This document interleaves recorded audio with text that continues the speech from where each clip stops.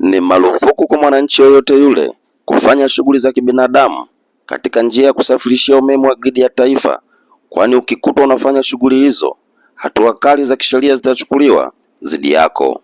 Onyo hilo limetolewa na Mhandisi Liberatus Juma, msimamizi wa njia ya usafirishaji wa umeme wa gridi ya taifa katika mkoa wa Njombe na Ruvuma, baada ya ukaguzi uliofanyika katika njia hiyo katika kijiji cha Iyai na Igula vilivyopo katika halmashauri ya wilaya ya Wanging'ombe mkoani Njombe.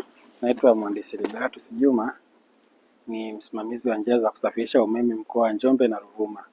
Shughuli za kilimo na ufugaji zinaathiri miundombinu yetu ya kusafirishia umeme.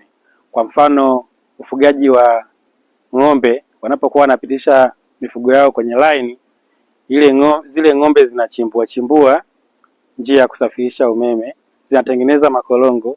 Mvua zinaponyesha, maji yanapokuwa yanatiririka yanabeba udongo hadi udongo unaizuliwa karibu na mguu wa nguzo.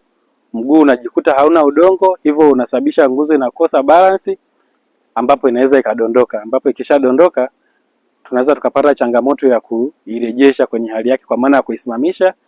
Muda wote huo ambapo tunasubiri kusimamisha nguzo, serikali itapoteza mapato, kwa sababu mikoa mingi inatumia hii line. Hii line imetokea kituo cha kupoza umeme cha Makambako, inaenda hadi Mbeya Mwakibete, kituo cha kupoza umeme. Kwa hiyo ikitokea nguzo moja ikadondoka chini, mkoa mzima wa Mbeya, Songwe na baadhi ya maeneo ya mkoa wa Rukwa yatakosa umeme. Hivyo serikali itakosa mapato, kwa sababu kwa muda wote huo wa kurejesha huduma line itakuwa nje, na hivyo umeme hautakuwepo na mapato ya shirika yatakosekana.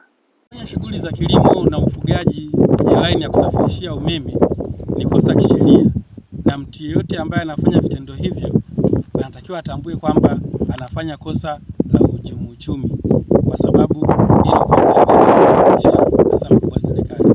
Kwa hiyo yeyote atakayepatikana na hatia ya kufanya shughuli za ufugaji, kilimo kwenye line ya kusafirishia umeme atapambana na kosa la uhujumu uchumi, tutamfikisha mahakamani na hatua za kisheria zitachukuliwa dhidi yake. Hivyo wananchi wajiepushe kufanya vitendo hivyo kwenye line ya kusafirishia umeme, kwa sababu wanaweza kusababishia shirika hasara kubwa inayotokana na vitendo hivyo. Kwa upande wake, afisa uhusiano na huduma kwa wateja TANESCO mkoa wa Njombe, Lucy Mtani, akizungumza na wananchi wa kijiji cha Iyai na Igula, alikuwa na haya ya kusema. Miundombinu yetu ya umeme, lakini hawajafanikiwa kufanya maombi ya umeme. Naweza nikawaelekeza jinsi ya kufanya maombi ya umeme ili muweze kufanya maombi ya umeme. Kwa hiyo tuna mfumo wetu unaitwa ni Connect. Huo mfumo, kama una simu kubwa, simu janja, unaweza ukapakua application inaitwa hiyo ni Connect. Ikifunguka ile application utajaza taarifa zako zote na utapata namba ya ombi la umeme.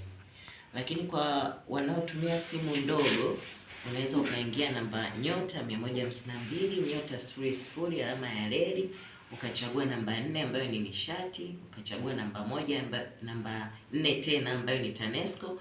Baada ya hapo utachagua namba 1 ombi jipya. Kwa hiyo utajaza taarifa zako kwa kupitia njia hiyo ya Connect. Lakini cha muhimu zaidi, kabla ya kujisajili maombi ya umeme, hakikisha unatumia namba yako ya NIDA. Kwa hiyo ni muhimu kila mtu kutumia namba yake ya NIDA, kwa sababu hata ile mita itakavyokuja itasoma jina kutokana na ile namba yako ya NIDA. Na kama mnakuwa na changamoto zozote, dharura, maulizo, na umeshindwa kumpata labda mtumishi wa TANESCO au mkakosa majibu labda hata kwa viongozi wetu hapa wa serikali, tuna namba 180 ambayo ni namba yetu ya bure. Unaweza ukapiga masaa 24 siku 7 za wiki, inafanya kazi muda wote. Kwa hiyo ukipata dharura ya umeme unapiga pale, utaripoti taarifa zako. Kama una maswali utapiga pale, utaelezewa. Kama una maoni pia unaweza ukapiga hiyo namba 180 ukatoa maoni yako. Kwa hiyo namba yetu ni ya bure na inafanya kazi masaa 24.